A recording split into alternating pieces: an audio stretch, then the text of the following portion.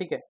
तो आज हम लोग क्या करने जा रहे हैं, एक बार वापस से बेसिक मैथमेटिक्स का रिवीजन करेंगे और जल्दी जल्दी इसको फिनिश करके वापस से कंटिन्यू करेंगे वेक्टर से, ठीक है। और एक यूनिट एंड मेजरमेंट में भी कुछ एक इंपॉर्टेंट टॉपिक्स है, उसको भी रिवाइज करना हम लोग को वापस से, ठीक है। चलिए, तो हम लोग ने क्या पढ़ा था सबसे पहले, एंगल के बारे में चर्चा हुई थी। तो आज हम लोग फिर से करेंगे एंगल की चर्चा कि एंगल बनाने के लिए हमें कम से कम क्या चाहिए होता है, एटलीस्ट 2 लाइन चाहिए होती है ना। लाइन या लाइन सेगमेंट बताओ, ये एक छोटा सा आईक्यू वाला क्वेश्चन है, ट्राई करो इन्वॉल्व होके पढ़ना, मतलब हर कोई क्वेश्चन आंसर करेगा, कुछ भी गलत सही बोल सकते हैं, कोई दिक्कत नहीं है, ठीक है। अब फिर से मैंने एक वर्ड बोल दिया, मैंने बोला लाइन सेगमेंट। अब ये क्या होता है, लाइन तो समझ में आ रहा है, लाइन क्या होती है, अनंत से अनंत तक जाने वाली रेखा, उसी को लाइन कहते हैं ना। कोई भी स्टार्टिंग पॉइंट होगा, एंडिंग पॉइंट पता नहीं है, किसी को नहीं पता है, स्टार्टिंग और एंडिंग किसी को नहीं पता। इसीलिए जब भी हम लाइन बनाते हैं तो हम लाइन कैसे ड्रॉ करते आए हैं, हमेशा से देखो, हमेशा एक एरो बनाते आए हैं, ऐसे एरो बना देते हैं। एरो का मतलब क्या होता है कि इन्फिनाइट से आ रहा है, इन्फिनाइट तक जाएगा। लेकिन लाइन सेगमेंट क्या होता है, वो फिक्स होता है उसका मैग्नीट्यूड, उसका स्टार्टिंग शुरुआती बिंदु और आखिरी बिंदु हमें पता रहेगा। हमें पता रहेगा कि कोई बिंदु एक ए है, कोई बिंदु बी है, इनको जोड़ेंगे तो क्या बनेगा, लाइन सेगमेंट, ठीक है, क्लियर है। तो लाइन सेगमेंट और लाइन में ये बेसिक डिफरेंस होता है। तो क्या अगर हमें एंगल बनाना यानी कोण बनाना है तो क्या कम से कम 2 रेखाएं चाहिए या नहीं चाहिए, चलो ट्राई करते हैं। क्या एक रेखा से कोई एंगल बन सकता है, नहीं बन सकता सर, है ना। चलो इसका एक और एक्टिविटी करते हैं, इससे बेटर एक्टिविटी करते हैं, एक अच्छी एक्टिविटी मेरे दिमाग में है। वो क्या है कि कुछ नहीं करेंगे हम लोग, ये जो पेन है मेरे हाथ में, है ना, उसको क्या करेंगे, एक पॉइंट ओ पर हमने फिक्स कर दिया। कैसे फिक्स कर दिया, इस तरीके से रख दिया, ठीक है। अब मैं क्या कोशिश करता हूं, इस पर एक बल लगा रहा हूं, ठीक है। इस बल से क्या होगा, ये इस तरीके से आगे की तरफ जाएगा, लेकिन कैसे मुझे पता कि वो आगे की तरफ जा रहा है, जब मुझे इसकी पुरानी जो प्रीवियस, जिसको इनिशियल कहते हैं, शुरुआती बिंदु पता होगा, कहाँ से ये स्टार्ट किया पेन चलना, तभी तो मैं बता पाऊंगा। तो मैं क्या करूंगा, पेन जब पहले ऐसे रखी है तो इसकी कुछ एक लंबाई होगी, होगी कि नहीं होगी। तो मैं क्या यहाँ पर एक पॉइंट मार्क कर दूं, तो ये क्या कह दूं मैं, इसका इनिशियल पॉइंट, शुरुआती बिंदु यहाँ था। अब मैं इसको जोड़ दूंगा तो पेन की लंबाई मिलेगी कि नहीं मिलेगी, मिल गई। और मैंने एरो क्यों बनाया, मैंने ये दिखाया कि यहाँ पर तो ये फिक्स है, तो यहाँ से नहीं जा सकता, कि इसका टिप यहाँ पर है। फिर मैंने बल यहाँ लगाया तो इस तरीके से ये आगे की तरफ जाएगा। दिख रहा है सबको एंगल, दिख रहा है कि नहीं दिख रहा है, यानी एंगल कैसे बना, कम से कम 2 रेखाएं हमको चाहिए। मैंने ये प्रूफ कर दिया कि अभी हमने एक एक्टिविटी करी और उसमें हमने पाया कि जब तक हमको ये नहीं पता होगा, जब ये नहीं पता था तो एंगल कोई बता सकता है, मैं ऐसे रख दूं, फिर मैं ऐसे रख दूं, ऐसे किसी को नहीं पता, है ना। तो यानी कि स्टार्टिंग पॉइंट हमें पता होना बहुत जरूरी है, तभी एंगल बन सकता है। तो क्लियर हो गया एंगल कैसे बनता है। चलो अब एंगल के बारे में कुछ इंपॉर्टेंट बातें कर लेते हैं। तो एंगल के बारे में लिखा हुआ, इसमें मैं सिखा रहा हूँ, देखो मैं ये सब आपके लिए लिखता हूँ, लेकिन मैं आपको समझा रहा हूँ आसान तरीके में, तो आपको ये पढ़ना नहीं पड़ेगा, मेन मेन बातें आपको बता दी। सीधे आते हैं कि एंगल, अगर सर यहाँ पर कोई कह दिया मुझसे, एंगल तो हमेशा पॉजिटिव ही सुना है बचपन से, 30 डिग्री, 40 डिग्री, 50, 60, 70, यही तो सुनते हैं, माइनस में भी होता है। अब वो माइनस के लिए क्या कोई नियम है, चलिए आपने बताया, बताइए। लेकिन नीचे ऊपर में कैसे, पैमाना कैसे सेट करूं, ऐसे लाइन खींच दी मैंने, ऊपर वाला मतलब ये ऐसे, तो इसको कहते क्या है, देखो अब टेक्निकल सीख लो, इसको कहते हैं एंटी क्लॉकवाइज। क्या कहते हैं, बहुत सही बताया तुमने, वेरी गुड। और एंटी क्लॉकवाइज का मतलब क्या था, घड़ी सबने पहनी है, कभी ना कभी तो पहनी है, तो घड़ी मैंने ही पहन रखी है, तो घड़ी में जो सुई होती है वो किस तरीके घूमती है, इस तरीके से, है ना, इसको कहते हैं क्लॉकवाइज। तो अगर ध्यान से देखो तो घड़ी की जो दिशा होती है वो इस प्रकार से होती है, इसको क्या बोला जाता है, क्लॉकवाइज। और ये कौन सी दिशा है सर, ये इसके जस्ट विपरीत है, तो विपरीत के लिए एक शब्द यूज किया जाता है एंटी। एंटी का मतलब क्या होगा, जस्ट अपोजिट। तो एंटी क्लॉकवाइज, अगर क्लॉकवाइज निगेटिव माना गया हमेशा, ये क्या आता है, निगेटिव एंगल। अगर इस दिशा में कोई एंगल बनेगा, यानी अगर यही पेन, ये देखो पिछली बार मैं कहाँ लेके गया था, ऊपर लेके गया था, that is your anti clockwise, सही था कि नहीं। तो ये पॉजिटिव एंगल बन रहा था, लेकिन इसी पेन को मैं नीचे लेके चला जाऊं तो क्लॉकवाइज बन गया, यानी नेगेटिव बना कि नहीं बना। यानी कि जितने भी एंगल हैं, अगर कोई कहता है कि 30 डिग्री है, तो ये भी पॉसिबल है कि -30 डिग्री होगा। तो ये दोनों में कैसे अंतर पता करेंगे, तो याद रखिएगा इसको हमेशा, अगर ये मेरी एक्स एक्सिस है, यानी कोई ऐसी रेखा है जो आपकी धरती के सरफेस के समांतर है, याद रखना इसको मैं जो बता रहा हूँ, धरती के सतह के समांतर यानी पैरेलल टू द सरफेस, उसको हॉरिजॉन्टल बोलते हैं। क्या बोलते हैं? और उसी को एक्स एक्सिस भी बोलते हैं। ठीक है, अब इस ये अगर मेरा रिफरेंस है, रिफरेंस वर्ड यूज किया जाता है जहां से हम स्टार्ट करते हैं। तो अगर ये मेरा रिफरेंस है, तो अगर मैं इससे ऊपर 30 डिग्री जाऊं, मान लो ये मैंने एक अंदाज से यहाँ पर आपको, तो ये पॉजिटिव क्यों लिखा मैंने? क्योंकि डायरेक्शन क्या थी? शायद एंटी एंटी ठीक है, एंटी क्लॉकवाइज था, इसलिए ये पॉजिटिव लिख दिया। अब मैं इसका एक नाम कर देता हूँ, इसको मैंने ओ ले लिया, यहाँ फिक्स है, और ये पी हो गया। अब मैंने कहा इसी को मैं नीचे की तरफ भी उतना ही लेके जाता हूँ, तो मैग्नीट्यूड अगर मैं बोलूंगा तो मैग्नीट्यूड तो मैं 30 ही गया, यानी मान तो 30 ही गया, लेकिन दिशा विपरीत है, इसलिए मैंने क्या कर दिया इसको, ये वाला एंगल क्या हो गया सर? क्लॉकवाइज। और ये वाला एंगल क्या हो गया? क्या ये कंसेप्ट क्लियर हो गया सबका? इससे ज्यादा पढ़ना है इसमें? नहीं, कुछ नहीं पढ़ना इससे ज्यादा, बस हो गया, ये पूरी स्लाइड तुमने पढ़ ली। ठीक है, चलिए याद रखिएगा इसको। आगे की बात करते हैं। अब अगर हम, ये रिपीट हो गया था, अब अगर इसमें बात करें कि अगर 1 डिग्री से भी छोटा एंगल बने तो कैसे उसको मेजर करेंगे और कैसे रिप्रेजेंट करेंगे? डिग्री तो क्लियर हो गया ना, 1 डिग्री 2 डिग्री तो पता है पहले से, लेकिन उससे भी छोटा बनता है, यस बनता है। उसको कैसे रिप्रेजेंट करते हैं हम लोग? मिनट से रिप्रेजेंट करते हैं, और मिनट को हम लोग 1 डैश से रिप्रेजेंट करते हैं।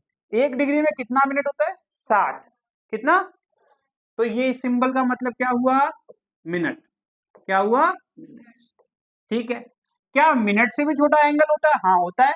उसको क्या कहते हैं? 1 मिनट में कितना बनेगा एंगल? 60 सेकेंड्स। क्या होता है ये? याद रखना है इसको। ठीक है, यानी कि आज तक तो यही पता था कि सबसे छोटा एंगल कितना बन रहा है? 1 डिग्री। अब हमको पता चला कि 1 डिग्री से भी छोटा होता है मिनट, और उससे भी छोटा होता है, समझ गए? तो यानी कि अगर कोई ऐसा एंगल हो, जैसे मान लो 57 डिग्री, या फिर ऐसे लिख दूं 57.5, अब ये 0.5 इज लेस देन 1 ना, 1 से छोटा है कि नहीं है? तो इस 0.5 को हम किस में कन्वर्ट करेंगे? मिनट में, और उस मिनट को फिर और छोटा होगा तो हम, ठीक है, इस पे मैं क्वेश्चन कराऊंगा, इसको अभी के लिए इतना जान लो। अभी क्या याद करना है हमको? नोट्स में क्या जाएगा? ये, ठीक है, नोट्स में ये जाएगा, इसके ऊपर क्वेश्चन करेंगे। ठीक, अब ये क्या लिखा हुआ है? कह रहे हैं अगर कोई 2 रेखाएं हैं और एक रेखा दूसरी रेखा के लंबवत है यानी परपेंडिकुलर है, तो कितना एंगल बनेगा भाई? 90। क्या बनेगा? अब चलो बताओ, ये वाला एंगल पॉजिटिव बनाया, मैंने जानबूझ के उल्टा बनाया, बताओ ये पॉजिटिव या निगेटिव है? पॉजिटिव है ना? कैसे देखा तुमने? तो देखा एंटी क्लॉकवाइज। ठीक है, अब मैं अगर यही इसको एरो चेंज कर दूंगा तो नेगेटिव हो जाएगा, है ना? बस आपको याद रखना है कि हम चल कहां से रहे हैं, क्लॉकवाइज चलना या फिर, बस और कुछ देखना नहीं है। यानी क्लियर हो गया कि दो लाइंस हैं, अगर वो एक दूसरे के क्या है, they are perpendicular to each other, तो हम क्या कहेंगे? They will make 90 degree. वो क्या करेंगे? 90 डिग्री कोण बनाएंगे अगर दोनों एक दूसरे के लंबवत है, नहीं तो उससे लेस देन होगा, 90 से छोटा होगा तो क्या बोलते हैं? एक्यूट। याद रखना ये बात, वो इंपॉर्टेंट है। क्या कहते हैं? 0 से 90 के बीच में एक्यूट एंगल, और 90 से बड़ा होगा तो ऑब्ट्यूज। याद रखना, क्या लिखना है? Acute and obtuse. यहाँ लिख लीजिए छोटा सा। एक्यूट एंगल क्या होता है? जब भी एंगल 0 से बड़ा और 90 से छोटा, और अगर यही कोण आपका 90 से बड़ा और 180 से, तो ये क्या कहलाएगा? 2 वर्ड याद करने हैं आपको, ज्यादा दिमाग नहीं लगाना है। क्या बोला मैंने बोला एंगल एक्यूट होता है, तो समझ गए 0 से 90, और मैंने बोला ऑब्ट्यूज होता है, तो नाम ही तो याद करना है हमें। तो क्या बन गया? आप समझ जाओगे, मैंने बोल दिया ऑब्ट्यूज, तो आप बोलोगे सर एंगल कुछ रहा होगा 90 से ज्यादा और 180 से कम। अब एग्जैक्ट एंगल तो मैं बताऊंगा ना आपको, गेटिंग? अच्छा ये बताओ, 181 डिग्री अगर लिखा है तो ऑब्ट्यूज होगा क्या? हाँ, देखो वहां क्या लिखा है, उससे कम होगा, है ना? झटका पड़ गया ना? ध्यान देना छोटी छोटी डिटेलिंग पे, ठीक है? आ रहा है तुम्हें दक्ष? ठीक, चलिए अब यहाँ कुछ एक नई चीजें हैं, जैसे अब डिग्री डिग्री बार बार बात कर रहे हैं ना, लेकिन जब भी हम बचपन से पढ़ते आए वो चांदा होता था, इफ यू रिमेम्बर, है ना? तो उसमें क्या करते थे? डिग्री में होता था, हम लोग उसको देख करके एंगल निकालते 2 लाइन के बीच में, है ना, उसके ऊपर रख करके लाइन को। लेकिन जब भी हम इसको कहते हैं प्रैक्टिकल यूनिट। क्या कहते हैं? यानी कि ऐसा मात्रक है जब भी हम कोई एक्सपेरिमेंट परफॉर्म करेंगे तब इस्तेमाल करेंगे, लेकिन ऐसा ही मात्रक यानी ऐसा यूनिट के अंदर जो फिजिक्स में इस्तेमाल होगा वो उसमें क्या कहते हैं? उसको रेडियन। क्या कहते हैं? यानी जब एग्जाम में पेपर में कुछ भी आएगा तो वो हमेशा किस में आएगा? रेडियन में आएगा। यानी आपको ध्यान रखना है कि डिग्री में तो हम कैलकुलेशन करेंगे, लेकिन आंसर किस में देना होगा, ये एक प्रॉब्लम है। ठीक है, पढ़ तो रहे हैं कुछ और, आंसर किसी और मांगेंगे, है ना, यही प्रॉब्लम होती है। तो इसके लिए भी इलाज है हमारे पास, इसके लिए भी हमारे पास सोल्यूशन है। पहले तो ये समझ लीजिए, क्या क्लियर हो गया, प्रैक्टिकल यूनिट डिग्री होती है, क्या समझ में आ गया। जब भी हम एक्सपेरिमेंट करते हैं, जो दो लाइन के बीच में एंगल मेजर करेंगे तो किसमें कर रहे होंगे, डिग्री में, लेकिन जब हम लिखेंगे आंसर बनाएंगे तो किसमें करेंगे, यानी कि एक चीज सीख ली हम लोग ने नोट्स के लिए कि SI मात्रक जो होता है, जो फिजिक्स में भौतिकी में इस्तेमाल होगा, वो क्या होता है, एंगल का रेडियन होता है। क्या होता है, और प्रैक्टिकल यूनिट क्या होती है, डिग्री। ठीक है, यहां लिख दे रहा हूं, प्रैक्टिकल यूनिट, प्रैक्टिकल यूनिट क्या होती है भाई, एंगल की डिग्री। ठीक है, तो इनके बीच में कुछ संबंध भी होता होगा, नहीं तो हम कैसे आंसर निकालेंगे। तो कन्वर्जन सिखाऊंगा इस वाले स्लाइड में, अभी मैं दिखाऊंगा। ये देखो, ये वाला पॉइंट इंपॉर्टेंट है, ये वाला पॉइंट, ठीक है, और ये इंपॉर्टेंट है। तो अब यहाँ से हमने समझ लिया पहले ही कि भैया डिग्री और रेडियन दो चीजें होती हैं, तो मैंने इसीलिए एक 90 डिग्री में लिखा है और इसको रेडियन में लिखा है π/2 दोनों। लेकिन देखो आगे क्या लिखा हुआ, राइट एंगल। क्या क्लियर हो गया, राइट एंगल का मतलब क्या होता है, जब दो लाइनें क्या हो एक दूसरे के परपेंडिकुलर, और हिंदी में लंबवत, ये तो जानती होगी तुम, है ना, परपेंडिकुलर। ठीक है, तो यानी कि उसी राइट एंगल को हम डिग्री में 90 डिग्री बोलेंगे, रेडियन में π/2 बोलेंगे। ठीक, लेकिन ये कैसे हुआ, इसका कोई फॉर्मूला है क्या, ये पढ़ने के लिए हम ये दो पॉइंट पढ़ेंगे और बहुत आसान है, कर लेंगे। ठीक है, चलो अब आगे देखिए, अगर एक रेडियन दिया, किसी ने बोल दिया क्वेश्चन में कि एंगल जो बन रहा है वो कितना, 1 रेडियन, एंगल कितना बोल दिया, 1 रेडियन, लेकिन हमको डिग्री आता है, तो 1 रेडियन से डिग्री में कितना होगा संबंध, तो 1 डिग्री बराबर 1 रेडियन बराबर 57.3 यानी 57.3 डिग्री। याद करना ही, क्या करना है याद, 1 radian is equal to 57.3 degree. समझ में आ रहा है, ये पता होना चाहिए। फिर आगे देखिए, अगर कभी भी, बेटा किसका बज रहा है, मेरा ही बज रहा है क्या देखिए, अगर हमें किसी ने कह दिया कि एंगल डिग्री में दिया हुआ है और आपको आंसर रेडियन में देना है, अब फॉर्मूले पे आ गए। ठीक है, क्या दिया गया है, डिग्री में दिया गया है और हमें किस में कन्वर्ट करना है, तो हम कितने से मल्टीप्लाई करेंगे। ठीक है, एक क्वेश्चन फटाफट करें इसके ऊपर। ठीक है, मैंने तुम्हें क्वेश्चन दिया, मैंने क्वेश्चन बोला कि अगर मैंने दिया कि एंगल ए बराबर 30 डिग्री और मैंने तुमसे आंसर पूछा रेडियन में बताओ, तो तुम्हें मैंने क्या सिखाया, यार दिमाग नहीं लगाना है, मैंने क्या कहा था, मल्टीप्लाई कर दो, जितना भी दिया उसे क्या मल्टीप्लाई करोगे, π/180 का मल्टीप्लाई करोगे, यही सिखाया ना, तो दिमाग लगाना नहीं है, तो चुपचाप क्या करोगे, 30 इंटू π/, ठीक है, क्लियर है। क्या डिवाइड कर लेंगे हम लोग, करके देखें, जीरो को जीरो से काट दिया, अब दिख रहा है 3 6 जा, तो कितना आ गया, आंसर आ गया तुम्हारा। ये क्या है तुम्हारा, π/6 रेडियन। सीख गए। अब एक क्वेश्चन और देना है, वो करो। तो मैंने अगर बोल दिया थीटा बराबर है 45 डिग्री, अब इसका आंसर निकालो, खुद से निकालो। बच्चों ऑनलाइन आप लोग रिप्लाई करिए भाई, भूमि ने रिप्लाई किया था, सही रिप्लाई दिया है, बाकी आप लोग भी सॉल्व करिए, एक अच्छा सा रिवीजन हो रहा है, कर लीजिए साथ साथ में। बताइए भाई 45 में क्या करो, करते हैं भाई, तुम बताओ, सबका आ रहा है, दक्ष आंसर चाहिए मुझे, सबको कर लेने देते हैं ना ये वाला।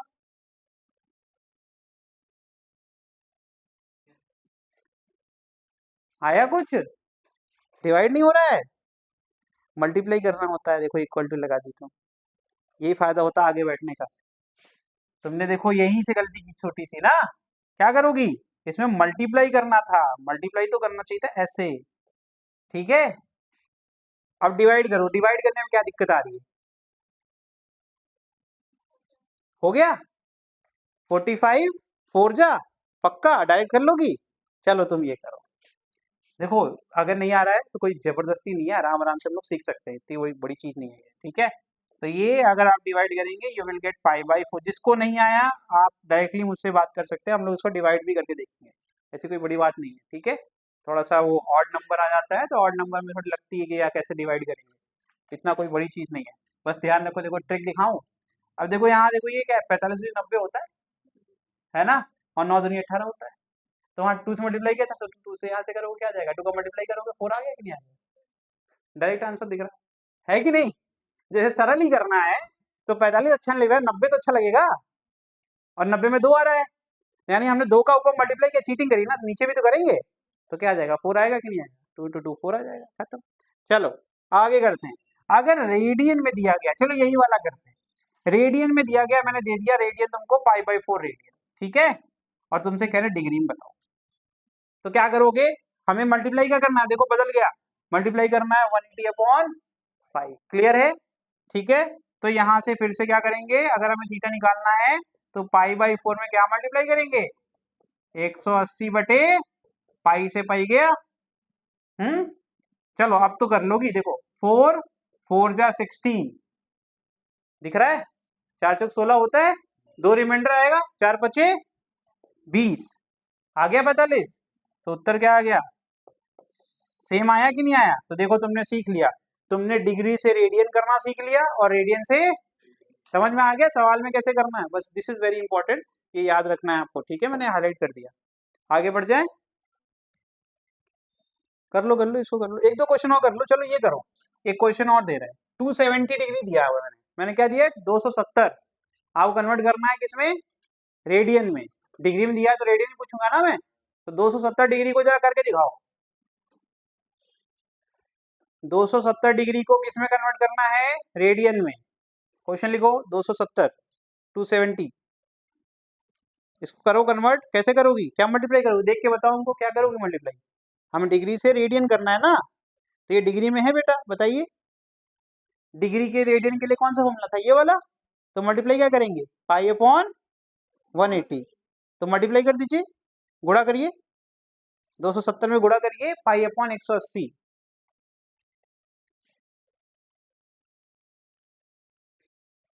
जीरो से जीरो काट लीजिए, 3 का टेबल पढ़ेंगे आंसर आ जाएगा,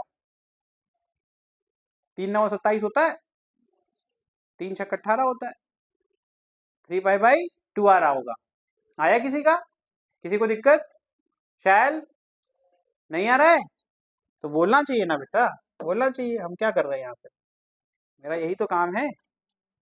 चलो भाई देखते हैं, थोड़ा करते हैं, बड़ा कठिन क्वेश्चन है भाई, थीटा बराबर 270 डिग्री, फॉर्मूला के हिसाब से क्या है, ये डिग्री में है, तो हमें कन्वर्ट किस में करना है, हमें कन्वर्ट करना है रेडियन, अब रेडियन के आगे हमको कुछ नहीं पता कैसे आएगा, तो एग्जाम्पल जो हमने करा है इसके पहले उसके हिसाब से हमारे पास फॉर्मूला कहता है कि मल्टीप्लाई कर दीजिए π/180 से, देखो 0 0 काट दोगी शैल, ठीक है, 3 का टेबल पढ़े, 3 9 जा, सही है, और 3, चलो इसको लिख लो पहले, 9π/6 दिख रहा है, फिर से 3 का टेबल पढ़े, तो क्या जाएगा 3 3 जा, और क्या आंसर आया बेटा, इसके बाद डिवाइड हो रहा है क्या, तो आंसर क्या हुआ, क्लियर है कि नहीं, आसान है, बहुत आसान चीज चल रही है, ठीक, थोड़ा लेवल अप करें, है ना, मजा नहीं आ रहा है ना, मजा नहीं आ रहा लोगों को, चलो ये बता दो, ये तो और आसान है।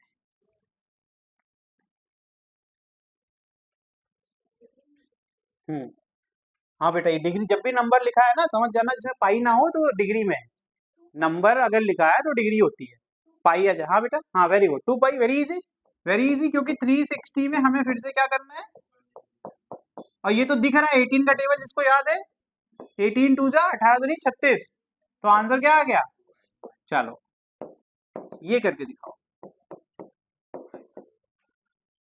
रेडियन से डिग्री, क्या करना है हमें, रेडियन से डिग्री, सब लोग प्रैक्टिस कर लीजिए, ये सब प्रैक्टिस काम आएगी, ठीक है, ये प्रैक्टिस आप लोग किए रहेंगे तो इससे आपको कैलकुलेशन अच्छा रहेगा।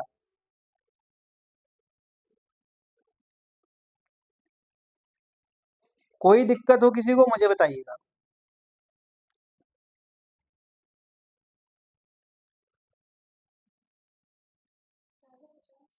वेरी गुड, सही है, ये भी बहुत आसान क्वेश्चन था, इसमें क्या करना था, इसमें फॉर्मूला बदल जाएगा, फॉर्मूला क्या बदल जाएगा, ये रेडियन में दिया गया है, तो रेडियन वाले में अब देखो ट्रिक याद करें, इतना कौन याद करेगा, एक याद कर लो, इसी को पलटते रहो, है ना, जब हम डिग्री से रेडियन याद रहेगा तो रेडियन डिग्री में क्या करना है, उसका उल्टा करना है, तो यानी कि यहाँ क्या आ जाएगा, 180 ऊपर आ जाएगा, और पाई, तो पाई से पहले पाई को काट दिया करो, ठीक, अब जो नंबर सबसे आसानी से कट रहा हो, या देखो 2 9 जा होता है 18, और ये 90 आ गया, और 5 9 45 होता है ना।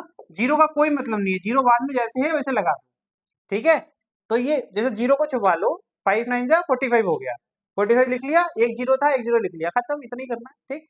तो ये भी आपने सीख लिया, वेरी गुड, ठीक। क्या ये पर्याप्त है, और करना है, और करना है चलो ठीक है, लिखो, यहाँ लिखो तुम 7 पाई/3। अब ये करिए, 7 पाई/3 करिए, ये आखिरी क्वेश्चन होगा इस पे। ये किस में बताओ पहले हमको, ये किस यूनिट में है, आराम सोच के बताओ, जितना तुमने पढ़ा सब सोच के बताओ इसको। वेरी गुड, रेडियन में दिया है, तुम क्या करोगी, डिग्री में कन्वर्ट करोगी, तो फॉर्मूला क्या लगेगा, फॉर्मूला उस पे देख के बता दो। हाँ बेटा, देखते बेटा, सॉल्व करते हैं, अभी मुझे बता दो। अरे यार ये 180 जाएगा ना, तो 60 यानी 6 7 जा कितना होता है, गलत हो गया तुम्हारा थोड़ा सा। हाँ तुम देख लो, हाँ ये लड़का बताया 6 7 जा पूछा यार, है देखो ना, 3 6 जा जाएगा ना, ये 7 इंटू जीरो का कोई मतलब नहीं है, मैंने क्या बोला, सिर्फ आगे वाले नंबर मल्टीप्लाई करो। तुम्हें समझ में आया कि नहीं, सोच लो, ये नहीं आ रहा है, चलो ये फॉर्मूला समझ में आया तुमको, कैसे लगा रहे हैं हम फॉर्मूला, पहले तुम पहले क्लियर कर लो, फॉर्मूला तुम्हें आ रहा है कि नहीं। हमने रेडियन पहचान लिया था, रेडियन से डिग्री करने के लिए क्या मल्टीप्लाई करते हैं, 180/पाई, 180/पाई से करते हैं कि नहीं करते, सोच लो पहले। और मैंने क्या सिखाया था, पहले पाई को काटने का बोला था कि नहीं बोला था। तो हम क्या कर रहे हैं ना, तुम्हारे थोड़ा अलग अलग करके लिख देते हैं, शायद अगर ना आए तो बेटा पूछिएगा, बैठना नहीं है, ठीक है। चलो बचा क्या, पाई तो कट चुका है, यहाँ क्या बचा 180, और नीचे क्या बचा 3 इंटू 1, पाई तो कट चुका है, ठीक है। अब बताओ 3 का टेबल पढ़ लोगी, ये कर सकती हो, ये कर लोगी कि नहीं, सोच लो पहले। 180 देख के, अरे जीरो हटा लिया करो बेटा, जीरो हटा के करो, 3 6 18 हो गया, 3 6 18 होता है कि नहीं, और फिर एक जीरो लगा लो, ठीक। अब 7 इंटू, फिर से मैंने क्या बोला, जीरो हटा लीजिए, 7 6 क्या होता है, 7 6 क्या होता है 42, ठीक। टेबल थोड़ा बढ़ गया हो यार तुम लोग, है गलत बात है, टेबल नहीं पढ़ाएंगे ठीक है, आंसर क्या आ गया 420 डिग्री, ठीक है। बस टेबल अच्छा कर लो, टेबल में देख रहा हूँ टेबल कमजोर है, ठीक है। चलो बढ़िया, खत्म हो गया वो। अब क्या सीखने जा रहे हैं, हम लोग सीखने जा रहे हैं, अगर हमें त्रिकोणमिति में कोई अगर त्रिभुज दिया गया है, वो ट्राइंगल दिया गया, राइट एंगल ट्राइंगल, हमारे पास ट्राइंगल कैसा है, right angle, right angle triangle क्या होता है, एक एंगल क्या होगा 90 डिग्री का बनेगा, तो क्या ये ट्राइंगल सही है, पहचान ले रहे हो, ठीक। तो एक एंगल कौन सा होगा, ये 90 वाला एंगल हो गया, तो बचे हुए दो क्या होंगे, एक थीटा होगा, तो एक बचा हुआ कितना हो जाएगा 90 माइनस थीटा, याद रखना ये सारी बातें, तीन ही एंगल होते हैं, तीनों का सम कितना होता है, त्रिभुज की कुछ properties, sum of all angle, अगर तीनों का, अगर हम तीनों एंगल को हम ऐड करेंगे तो हमें कितना मिलेगा, ये सब पता ही होना चाहिए सबको, ठीक है। तो मैंने इसी की मदद से निकाला, अगर ये थीटा दिया गया है, ठीक है, तो बचा कितना 90 माइनस थीटा, कैसे आया ये भी देख लो। तो तीनों का लिख लेते हैं, पहला एंगल क्या है बेटा 90, दूसरा एंगल क्या है थीटा, तीसरा नहीं पता, इसको ए लिख देते हैं, इसको हम ए लिख देते हैं, ठीक है। पहले हम निकालना सीख लेते हैं कि हमने कैसे बोल दिया, कुछ भी रटना नहीं है। ये तीनों का सम क्या आ जाएगा, आएगा ना। चलो अब बताओ, एंगल ए बराबर, ये उधर जाएगा ये भी उधर जाएगा, तो जब भी इक्वल टू के हम इधर या इधर आते हैं, तो जो भी इसका नेचर होगा, नेचर मतलब पॉजिटिव या फिर नेगेटिव, तो अभी तुम्हें क्या दिख रहा है, पॉजिटिव दिख रहा है कि नहीं दिख रहा है, तो उधर जाएगा क्या हो जाएगा, विपरीत हो जाएगा, नेगेटिव हो जाएगा। तो यानी कि 180 माइनस 90 माइनस थीटा, सही कर रहा हूँ गलत कर रहा हूँ बताइए।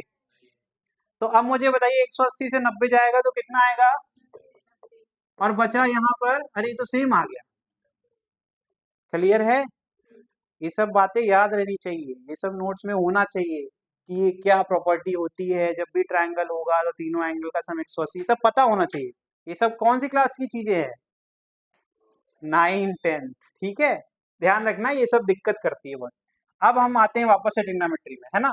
तो इसका इसमें क्या रिलेशन है, इसमें एक बैकअप के लिए एक चीज और पढ़नी चाहिए, वो क्या चाहिए भैया, फिर से जूनियर क्लास, पाइथागोरस का एक नियम है ना, वो नियम बहुत इंपॉर्टेंट है, उसी नियम के आधार पर ये फॉर्मूले बने, ये जो तुम फॉर्मूले देख रहे हो, ये फॉर्मूले इससे बने हुए हैं, तो क्या हमको ये पता होना चाहिए, बहुत इंपॉर्टेंट है ये सबसे ज्यादा इंपॉर्टेंट, बहुत इस्तेमाल करूंगा मैं फिजिक्स में आगे भी, तो ये ध्यान कर लो, इसमें क्या है, बहुत छोटा सा नियम है, जब भी कोई त्रिभुज होगा, ठीक है, ट्रायंगल होगा, वो राइट एंगल ट्रायंगल होना चाहिए। कैसा ट्रायंगल होना चाहिए? उसमें कोई एक एंगल थीटा होगा, एक 90 तो होगा ही होगा। तो थीटा के सामने वाली साइड को हमेशा क्या बोला जाता है? परपेंडिकुलर, उसको हिंदी में लंबवत भी कहते हैं, आप लोग जानते हैं। ठीक है, क्लियर है ना? बहुत आसान है। फिर उन्होंने बोला कि एक आधार भी होगा, बेस कहते हैं उसको, हिंदी में क्या कहते हैं? आधार, और इंग्लिश में कहते हैं बेस। और ये दोनों को अगर हम जोड़ेंगे, दोनों के एंड को, तो बनेंगे सबसे बड़ी भुजा, जिसको हाइपोटेनस कहते हैं। क्लियर हो गया? तो पाइथागोरस साहब ने बहुत छोटा सा काम करा, उन्होंने कहा इन तीनों के बीच का एक संबंध बना देता हूं मैं, इस संबंध से आप किसी भी भुजा की वैल्यू निकाल सकते हैं, कोई भी साइड की लेंथ हम निकाल सकते हैं। तो उन्होंने कहा कि जो सबसे बड़ी वाली साइड होती है, वो जो मैंने h लिखा हुआ है, अगर उसका स्क्वायर करोगे तो उसकी जो वैल्यू आएगी वो परपेंडिकुलर का स्क्वायर प्लस बेस के स्क्वायर के बराबर आएगी, यानी इसका स्क्वायर प्लस इसका स्क्वायर इसके स्क्वायर के बराबर है। समझ गए फॉर्मूला? तो अगर मैं स्क्वायर हटाऊंगा तो क्या लग जाएगा? स्क्वायर रूट लग जाएगा। समझ गए? यानी फॉर्मूला क्या बना? h is equal to under root perpendicular square plus. Clear cut हो गई बात? अब इसको ट्रिग्नोमेट्री में कैसे लिया देखो। अब ट्रिग्नोमेट्री में क्या बोला उन्होंने कि अगर मान लीजिए हमको थीटा नहीं पता है, हमको थीटा नहीं पता है लेकिन हमें साइड्स पता है, और इसका उल्टा भी हो सकता है, दोनों चीज सिखा रहा हूं। तो अगर हमें ये साइन ऑफ थीटा निकालना है, तो ट्रिग्नोमेट्री में तीन फंक्शन होते हैं, एक होता है साइन, एक होता है आपका कोसाइन, और एक होता है टैंजेंट होता है बेटा, टैंजेंट कहते हैं, असली नाम ये। ठीक, इन तीनों के रेसिप्रोकल, रेसिप्रोकल वर्ड का मतलब होता है जस्ट उल्टा, है ना? तो साइन का उल्टा क्या होता है? कोसेकेंट कहते हैं इसको। ठीक है, और इसका क्या हो जाएगा? सेकेंड, और इसका क्या हो जाएगा? कोटैंजेंट। ये इनके असली नाम है, बस जानते रहो कि असली नाम कहीं अगर कोई बोल दे तो उससे डरना नहीं है, शॉर्ट वाला सबको पता है, sine cos tan sec cosec और कॉट, ये तो बोलते ही आए हो। ठीक, लेकिन उसका असली नाम ये होता है। ठीक है, तो अब ध्यान रखना, इसके सामने क्यों लिखा? इसी को उल्टा कर देंगे तो इसकी वैल्यू मिल जाएगी, यानी अगर इसकी वैल्यू मान लो 4 है तो इसकी वैल्यू क्या हो जाएगी? 1/4। उल्टा ही तो करना है। समझ में आ रहा है कैसे संबंध क्या है इनके बीच में? इसको कहते हैं रेसिप्रोकल थ्योरम। ठीक है, उसका मतलब क्या होता है? जस्ट इनके रेसिप्रोकल होते हैं, रेसिप्रोकल मतलब जस्ट उल्टा कर दीजिए। समझ में आ रहा है? आसान है ना? तो चलो, इसको अगर हमें इसकी वैल्यू निकालनी है बाय यूजिंग पाइथागोरस वाला जो नियम हमने पढ़ा था, अगर हमें साइड्स की वैल्यू पता है, साइड्स की वैल्यू पता है, तो एक बहुत आसान नियम है कि अगर आपको साइन ऑफ, अगर ये थीटा है, इसके रिस्पेक्ट में साइन ऑफ थीटा निकालेंगे तो उसकी वैल्यू क्या आ जाएगी? Perpendicular upon hypotenuse. यानी हमने कोई और काम नहीं करा, हमने सिर्फ साइड्स को डिवाइड कर दिया। हमने क्या लिया? परपेंडिकुलर लिया, और सबसे बड़ी वाली साइड हाइपोटेनस, इनको डिवाइड कर दिया, हमें क्या मिल गया? साइन ऑफ थीटा मिल गया। समझ में आया कि नहीं आया? इसी प्रकार से हम कॉस थीटा निकालते हैं, उसमें बेस अपॉन हाइपोटेनस कर देते हैं। ठीक, और लास्ट है टैन थीटा, जिसमें हम परपेंडिकुलर अपॉन बेस कर देते हैं। बस ये तीन ही पढ़ने हैं, इसको नहीं पढ़ा जाता कभी भी। ये क्यों नहीं पढ़ रहे हैं हम लोग? क्योंकि हमें ये पता है, तो इसको उल्टा करके हम ये निकाल लेंगे, कोसेक निकाल लेंगे, और इसको उल्टा करके सेक निकाल लेंगे, और इसको उल्टा करके कॉट निकाल लेंगे। समझ में आ रहा है कि नहीं आ रहा है? ओके, तो ज्यादा से ज्यादा फॉर्मूले आप अवॉइड करिए, आप सोचिए कम से कम फॉर्मूले में ज्यादा कैसे हम कर लें, नहीं तो फिजिक्स में तो इतने फॉर्मूले हैं कि रटते रह जाओगे। ठीक है, इसीलिए सबसे ज्यादा अच्छी बात है कि आप कंसेप्ट लीजिए, आप इसका मतलब समझ लीजिए, आपको ये आता रहेगा तो आप ये हमेशा निकाल लेंगे। ठीक है, ओके। चलो, अब जरा इसके फॉर्मूले को समराइज कर लेते हैं। तो यहां से ऐसे बनता है P B P upon H H B. अब इसमें जो आपके पेयर्स बन रहे हैं वो किसको रिप्रेजेंट करते हैं? ये आपका साइन, कॉस, टैन, बस इतना याद रखो, और बाकी तो हम बना ही लेंगे। कैसे? अगर किसी ने बोल दिया मुझे कोसेक बताओ, तो मुझे क्या करना है? इसी को उल्टा करना है, तो ये पी अपॉन एच क्या बन जाएगा? H upon P. ओके, अगर हमें किसी ने बोल दिया सेक थीटा बताओ, तो क्या करेंगे? कॉस को उल्टा करना है, तो क्या हो जाएगा? एच अपॉन, और अगर यहाँ पर हम कॉट ऑफ थीटा करेंगे तो क्या हो जाएगा? टैन का क्या था? वेरी गुड, क्लियर है कि नहीं? तो ये क्या हो गया? रेसिप्रोकल थ्योरम से हमें आसान हो जाएगा। ये हमें पीवीपी अपॉन एच जी पता रहेगा, तो हमें पता है पहला साइन आएगा, फिर कॉस आएगा, फिर टैन आएगा। तो रेशियो देखना है, P फॉर परपेंडिकुलर, है ना, H फॉर हाइपोटेनस, फिर B for base, H for hypotenuse, and P for perpendicular base. Clear हो गया कि नहीं हो गया? इसमें क्वेश्चन करेंगे, क्वेश्चन से ज्यादा अच्छे से क्लियर होगा। तो ये जो टॉपिक है इसको कहते हैं ट्रिग्नोमेट्रिक रेशियो। क्लियर है कि नहीं? ठीक है, सोच लीजिए, जल्दी नहीं है, आराम आराम से। ठीक, ओके, चलिए बढ़िया। ये आपके नोट्स में होना चाहिए, ये वाला पूरा कंटेंट आपके नोट्स में होना चाहिए। ये मैंने हाईलाइट किया हुआ है ताकि आपको पता रहे कि कैसे मैंने ये वैल्यूज उठाई। और ये मैंने शॉर्ट में कर दिया। ठीक है, देखते हैं एक क्वेश्चन अगर हो सके तो कर लेते हैं। चलो ये क्वेश्चन कर लो, फिर ये अगली क्लास में कर लेंगे। ठीक है, ये अगर आपने ये सीख लिया है तो अभी पता चल जाएगा। ठीक है, चलो देखो जरा, शायद कोई दिक्कत है? चलो ये आपके सामने ये बना हुआ है ट्राइंगल, दिख रहा है? अब देखो इसमें मजेदार बात क्या है, ना थीटा पता है और ना ये वाली साइन पता है। अब तुम्हें पाइथागोरस का मतलब समझ में आएगा क्यों वो पढ़ाया है। अब अगर वो नहीं पढ़ा होगा तो हम ये निकाल ही नहीं पाएंगे। जब हम ये निकालेंगे तभी तो हम सॉल्व करेंगे ना। तो इसमें क्वेश्चन क्या है, कह रहे हैं अगर साइन थीटा की वैल्यू 3/5 है, ठीक है, कह रहे हैं बाकी सारे जितने आपने रेशियो पढ़े, कौन कौन से पढ़े हमने, कॉस पढ़ा, टैन पढ़ा, सेक पढ़ा, कोसेक पढ़ा और कॉट पढ़ा, ये सारे आपको निकालने हैं। और यहाँ पर जो थीटा है, ये थीटा लिखा हुआ है, क्यों आ रहा है, theta lies in the first quadrant. First quadrant का अर्थ क्या होता है ये बाद में पढ़ेंगे, बस अभी ये जान लो कि 0 से 90 के बीच में जब रहता है तो हम कहते हैं फर्स्ट क्वाड्रेंट। ये 90 हो गया और ये 0, तो ये कहाँ है, ये फर्स्ट क्वाड्रेंट। ठीक है, वो उसकी कोई जरूरत भी नहीं है अभी, तो ऐसी कोई दिक्कत नहीं होगी, बस लिख दिया क्वेश्चन में तो बता दिया मैंने। ठीक है, चलिए बताइए भाई सॉल्व करके इसको कैसे कैसे करेंगे। क्या आएगा बेटा, 16 आएगा। चलिए अभी हम चेक करते हैं। पहले आप क्या करेंगे, पहले फॉर्मूला लिखा जाता है, सबसे पहले फॉर्मूला, जिसको जिसको नहीं आता वो देखे ध्यान से, फॉर्मूले के हिसाब से ये क्या हो जाएगा। उसके बाद क्या करते हैं, उसके बाद पहले देखेंगे एच कौन सा है, पी कौन सा है, बी कौन सा है, उसके बाद तो सॉल्व करेंगे ना। तो मैंने क्या सिखाया था, थीटा के सामने वाली साइड को पी कहते हैं। ठीक है, और थीटा के नीचे आधार कहाँ है, ये तो बी, तो ये बचा क्या। ठीक है, तो क्या इसकी डायरेक्ट वैल्यू दी गई है। अब यहाँ से थोड़ा आईक्यू टेस्ट लूंगा मैं, टेल मी दिस, चलो मुझे बताओ जरा, क्या मैं P बराबर ये लिख दूं, क्या मैं H बराबर ये लिख दूं, एज इट इज लिख सकता हूँ क्या, लिख सकता हूँ क्या। मैंने ये पूछा कि अगर ऐसे ये लिखा गया है ऐसे, सुनो सुनो कोई बात नहीं, तुम लोगों को आता है तो बताओ, ये फॉर्मूला क्या था, फॉर्मूला बताओ पहले, परपेंडिकुलर अपॉन, ठीक है वेरी गुड, तो परपेंडिकुलर तुम ढूंढ लिया, ये ढूंढ लिया, वेरी गुड, तो तुमने ये बोल दिया। ठीक है, तो क्या सिर्फ यही वैल्यू हो सकती है, रेशियो, एक चीज सिखाना चाहता था मैं एक्चुअली, वो क्या था रेशियो, जैसे मान लो ऐसे लिखा है 2/4 लिखा हुआ, असली वैल्यू 2 थी और 4 थी। ठीक है, लेकिन जब मैंने इसको से वैल्यू पुट करी, सबसे पहले क्या करो, काटोगे, सबसे पहले हाथ में खुजली आएगी, ये काट दो इसको। अगर हमने साइन थीटा ऐसे लिया, साइन थीटा लिया और हमने देखा कि परपेंडिकुलर 2 था, हाइपोटेन्यूस 4 था, तो मैं सबसे पहला काम क्या करूंगा, इसको 1/2 लिख दूंगा। अब अगर मैंने तुमको 1/2 दे दिया क्वेश्चन में, तो तुम कभी जान पाओगे असली वैल्यू क्या थी, नहीं जान पाएंगे। ठीक है, ये होता है रेशियो का कला। ठीक है, रेशियो क्या करता है, हम सबसे सिंपलेस्ट फॉर्म पे जाके रुकते हैं। तो इसीलिए क्या होता है, ये किस लिए कट पाया, क्योंकि जो न्यूमरेटर था वो 2 था और नीचे क्या था 4। अब ये अगर देखेंगे तो इनके बीच में एक कॉमन नंबर है, जो ऊपर ही मल्टीप्लाई हो रहा है और नीचे भी मल्टीप्लाई हो रहा है, वही कट सकता है। तो ये क्या था, 2 × 1 था और नीचे क्या था, 2 × 2 था।